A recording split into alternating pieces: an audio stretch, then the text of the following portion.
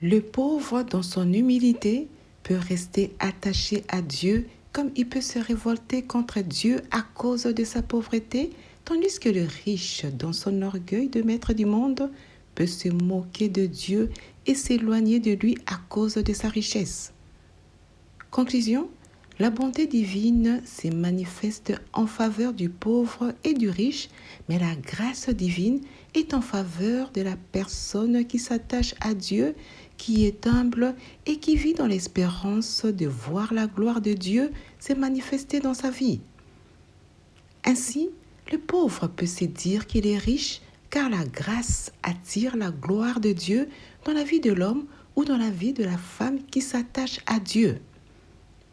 Ruth, la glaneuse, est restée attachée à Naomi, la mère de son défunt mari, et la gloire s'est approchée d'elle en se remariant avec Boaz le riche. Et à combien plus forte raison pour un homme humble qui reste attaché à Dieu comme Jésus, l'homme de Galilée, est resté attaché à l'Éternel et qui a vu la gloire de l'Éternel s'est manifestée après s'être humilié devant lui et devant les hommes.